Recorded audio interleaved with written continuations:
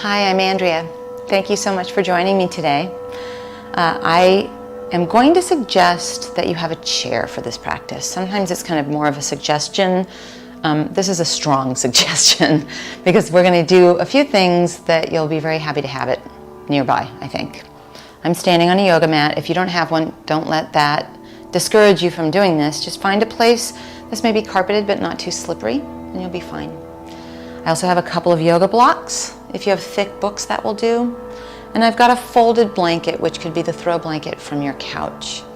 I also happen to have my dog here with me off to the side, who's currently sleeping, but you never know, might make a guest appearance. Perhaps you have a dog as well who might respond to mine if they hear her. Now, the other thing is I would recommend being barefoot. If you're uncomfortable with that, you're always welcome to wear shoes. So we'll start in our mountain pose, feet hip distance. If you shift your short edge of your mat to face me, I think you'll probably see me best. I'll be moving around so that you can also see me best. Palms turn away from each other here in our mountain pose.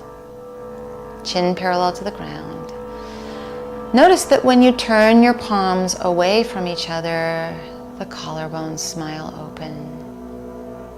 And that when your chin is parallel to the ground, you can see what I like to call our bright horizon. Land your feet in the ground and the crown of your head towards the sky. And then find your breath in and out through your nose. If you need to breathe through your mouth, it's fine. I just ask that you sprinkle awareness into your breath, that you just notice your breathing.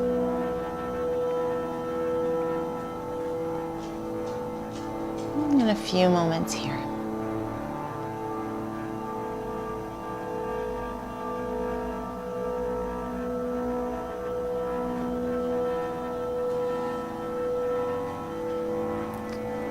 Now we'll step wide, thumbs to the sky, as if you were facing the long edge of your mat, and maybe you've got one. If you don't, you can also stoke the fires of your imagination. So thumbs to the sky as we step out wide, and it's roughly ankles underneath wrists that we're sporting here. Then turn your right leg out so that your right foot would be facing the short edge of your mat, and cheat your left heel at a 45-degree angle, and then bend your front knee. If you notice that your knee is forward of your ankle, just scoot yourself into a wider stance, which I think I need to do too.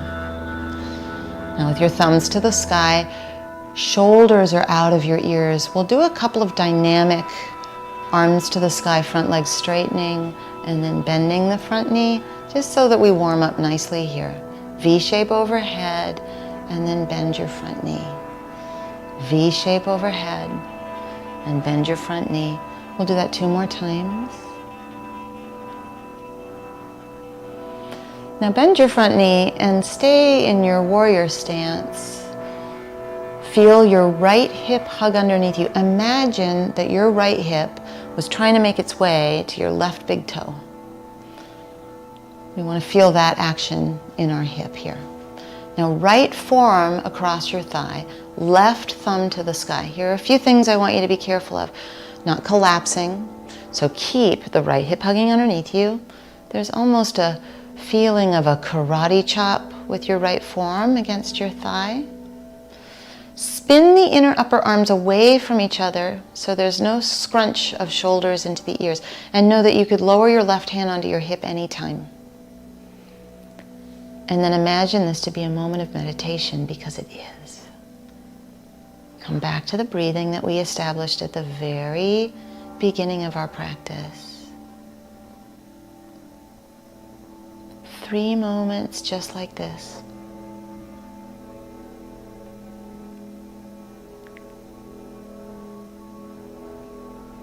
Keep your belly firm.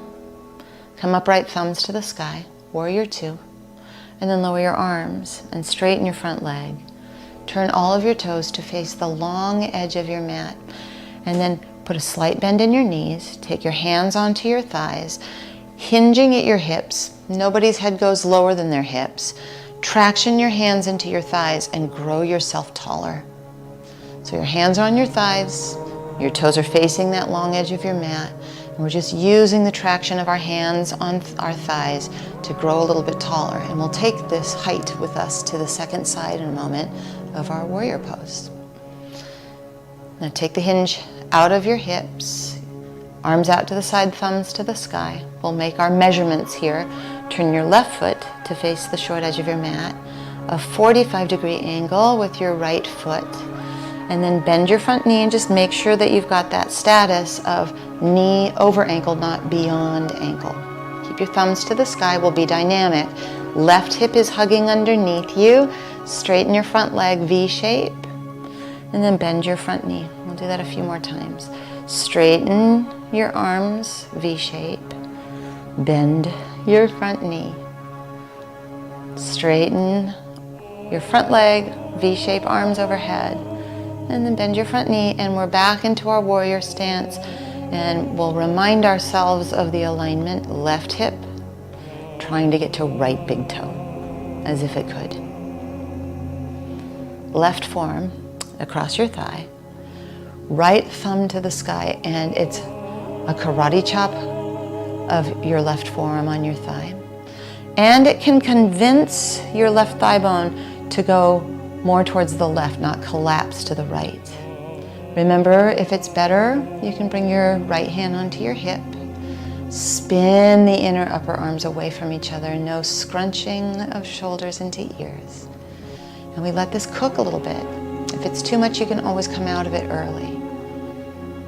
Let's take 3 silent moments in this shape, breathing together.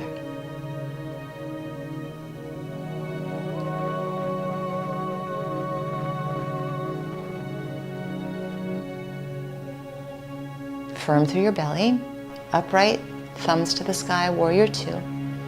Slowly straighten your front leg, lower your arms, turn all of your toes to face that long edge of your mat. You might want to heel toe a little bit closer together, hands on your thighs, a hinge at your hips, a slight bend in your knees, and then traction your hands on your thighs and grow longer through your spine, and pause for a moment. It's like we're making space between our thigh bones and our hip bones, and space in between all the vertebrae in our spine. 2 more moments here.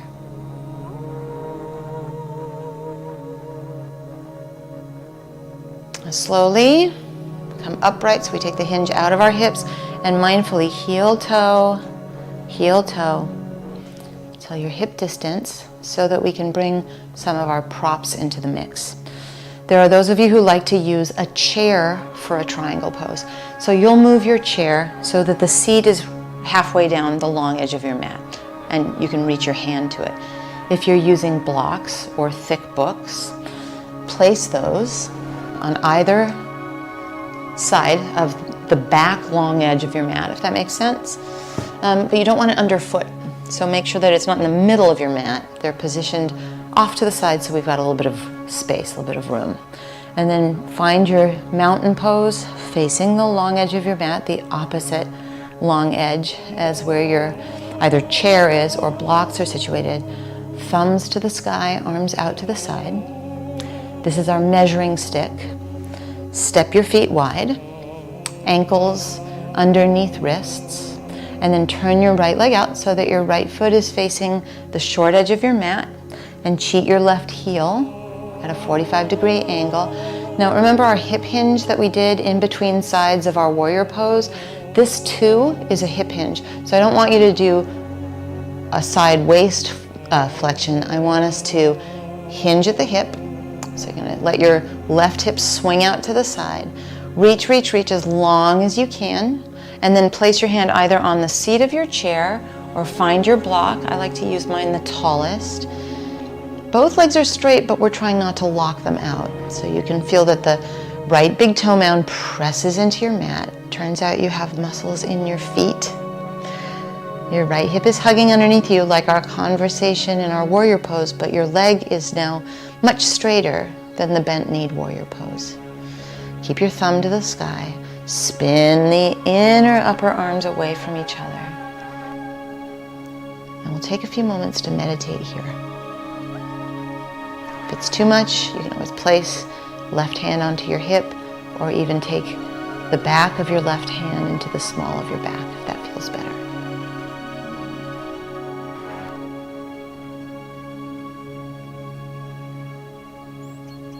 Keep breathing just a couple more moments where we are.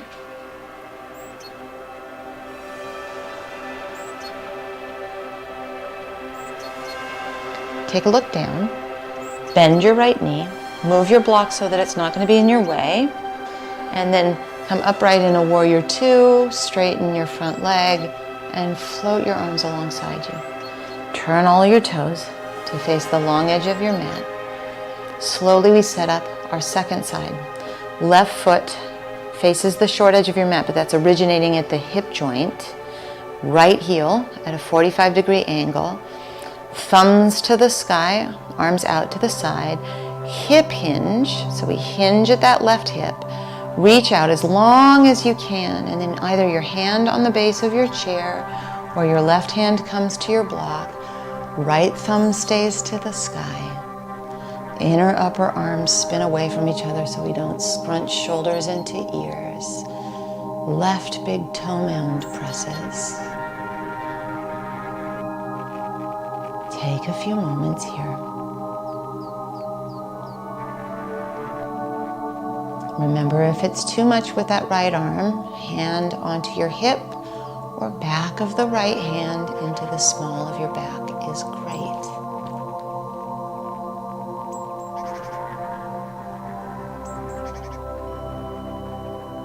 Breathe into this shape. 30 seconds of silence.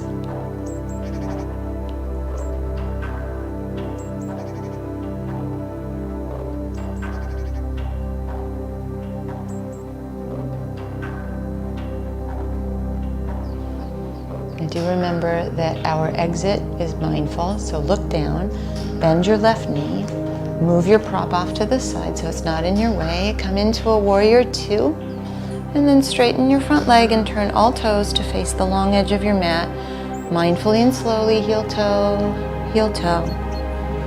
until your hip distance.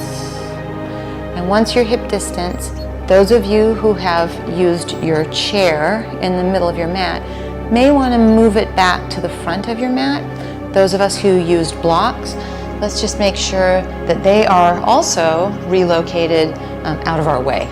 So you can just put them off to the side, and then I think most of us are going to want to use the chair for this next part. You can even use the side of your couch if you don't happen to have a chair.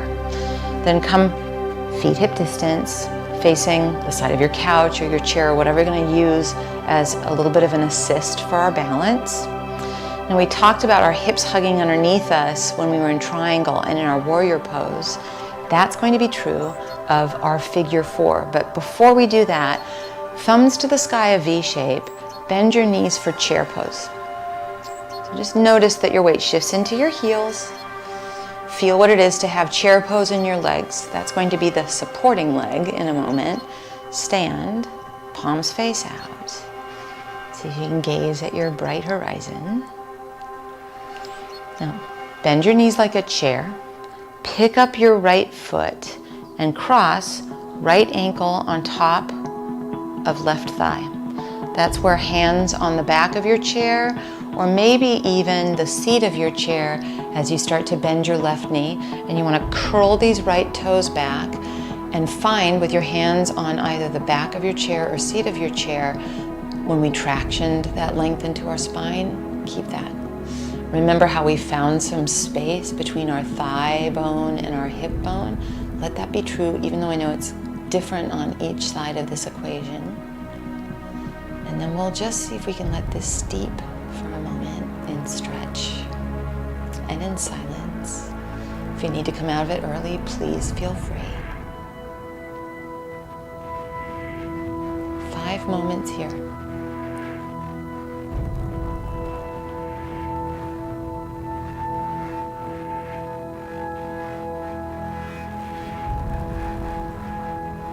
While you're here, hug that left hip into the midline, so you're not letting your left hip, your supporting hip, swing out to the side.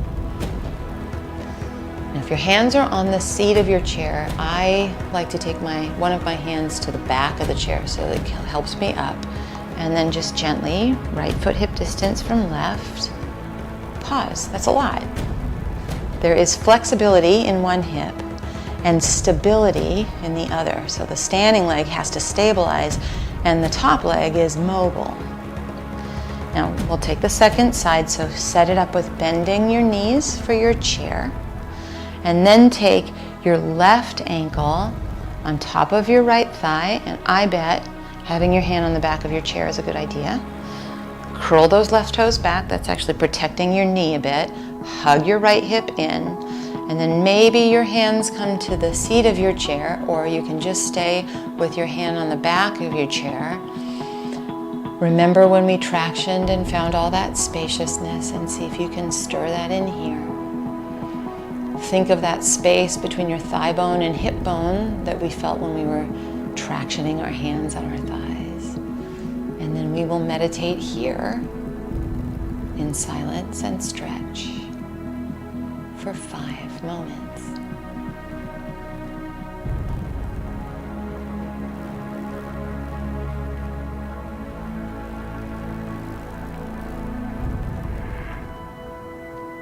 So good. Now slowly take your hand to the back of your chair. Bring yourself upright, feet hip distance. Stand into your mountain. Making our way to the floor, inhale, arms out and up, thumbs to the sky, V shape. Exhale, hinge at your hips and take your hands onto your thighs. Inhale, heart extends. I like to use my hands on my chair to bring myself mindfully to the floor. So hands on your chair, maybe hands on your blocks, and then I will move my chair out of the way so that you're better able to see me. I'm also going to situate my mat a little bit differently. I'm just going to move my mat so that it's a little bit more sideways, and then find your blanket or folded towel. Place it down because we're going to come to our hands and knees. So you're on your hands and knees. My lovely assistant is here to help me with my hands and knees.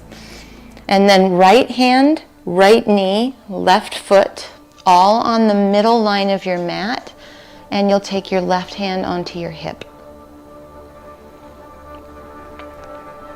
Keep that right hip hugging underneath you, just like we were talking about in other poses. And notice, this looks a little bit like that figure 4 that we just did with our hands on our chair, don't you think? Now you can take your left arm to the sky, thumb to the sky.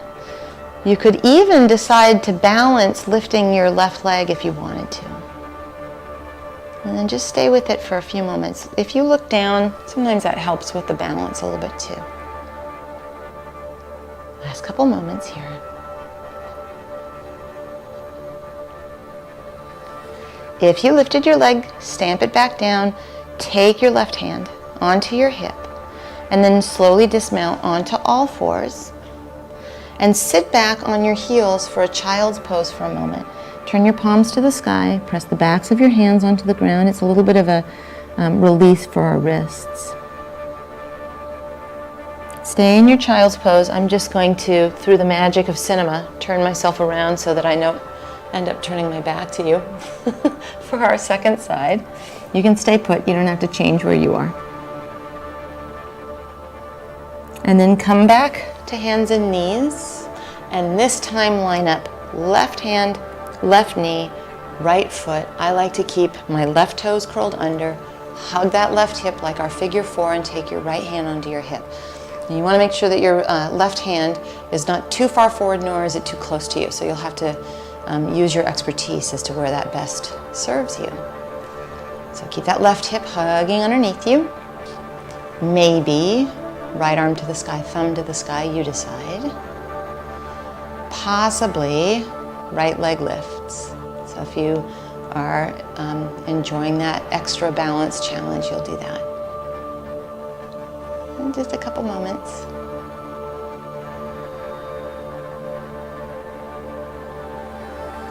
Carefully place the right foot down if it came off the ground, right hand onto your right hip. Dismount slowly with awareness, right hand down, right knee down. Sit back, make it child's pose. Turn your palms to the sky, press the backs of your hands into the ground, and pause. A little moment in child's pose.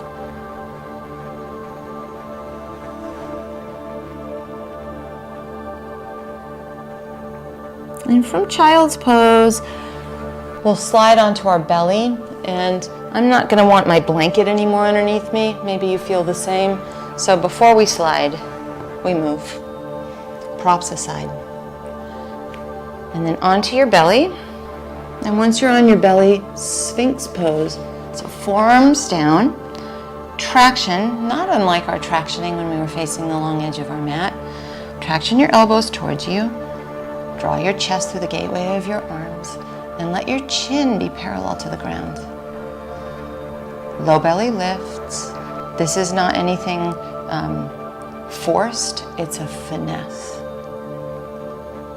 Then lower yourself, make a pillow with your hands, rest your head on your hands, bend your knees and gently windshield wiper side to side. Just releasing low back, hips. Come back down the middle. One more Sphinx pose. So press the tops of your feet down onto the ground. Let your forearms be parallel to the two sides of your mat. And then traction your elbows towards you. They're not going to move really, but it's that traction that gives us smiling collarbones. Chin stays parallel to the ground. And just see if you could press into the tops of your feet the extent to which you can actually feel your kneecaps lift. Low belly lifts, you can feel that against the ground also. And then just 2 more moments. Gently release it down, and this time roll over onto your back. Now you may want one of your blocks for this, so you can have a block nearby, or if it's a book nearby. When you're lying down on your back, we're going to translate that figure 4 that we did standing into the reclining pigeon version of it. So right ankle on top of left knee, and this is plenty. You can just stay like this. Some of you might like to put a block underneath your left foot and elevate that way. Maybe it works to interlace carefully around the hamstring. I don't want that to be a struggle. So keep your shoulder blades on the ground, shoulder heads melting towards the ground. Maybe an interlace around the left shin. So there's all those different ways of doing it. Some days it might feel perfect, foot on the floor or foot on the block. Some days maybe the interlace is nice. Try not to judge it. Be willing to meet yourself where you are. That's the real stretch of yoga. That's the kind of yoga that we take off our mat and into our lives. We're going to be here for a full minute, and I'm going to be silent.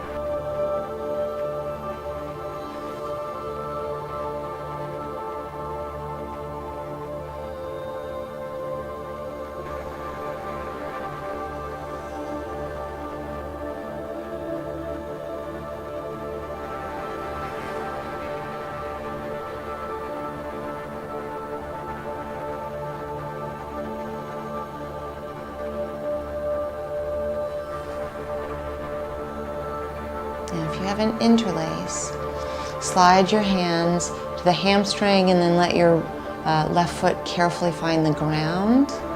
And all of us will gently remove the right ankle from on top of the left thigh. Be here down the middle for a moment. Just a pause between sides. And then carefully construct the second side. Left ankle on top of the right thigh. Perhaps block underneath right foot. So that might feel like the plan. Maybe interlace around the hamstring the right hamstring, maybe interlace around the right shin. Try not to let it be a struggle. Stay with it. Another full minute of silence.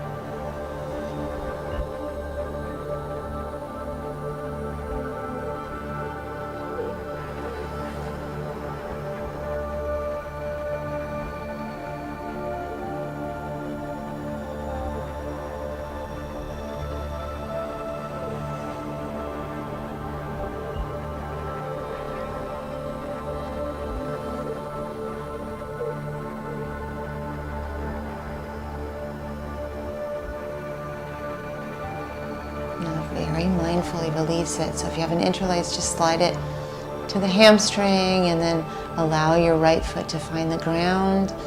And all of us, gently, left ankle off of right thigh.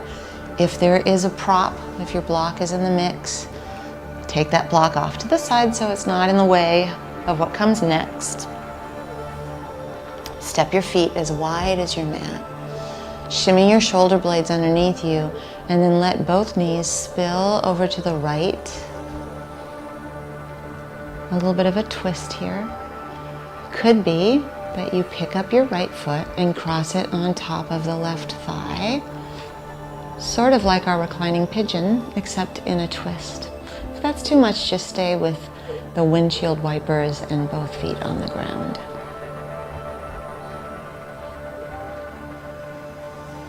And then if you crossed the ankle, place your right foot down, let both knees spill over to the left.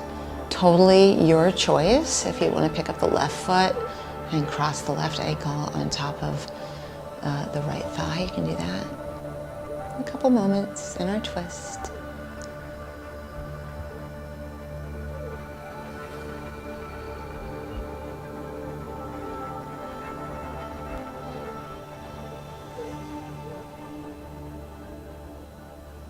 And then place your left foot down.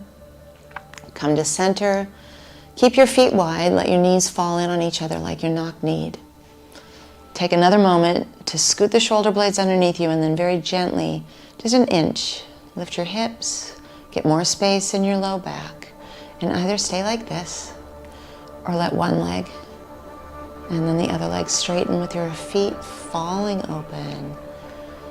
And a sense of falling into the floor for our final Shavasana meditation.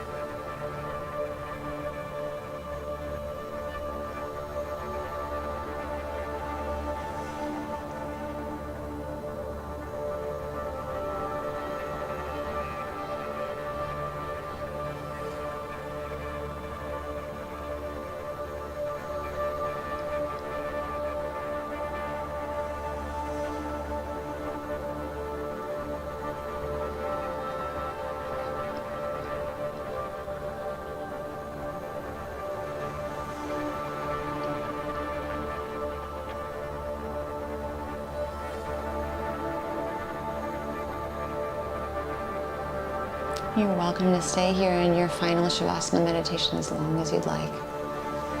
If you're ready, gently move your fingers and toes, maybe even stretch your arms and legs away from each other. Collect your knees into your chest and roll to either side. Make your way up.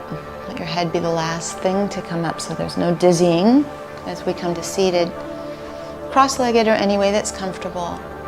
Palms up or down. Take a moment to seal your practice and to feel your practice.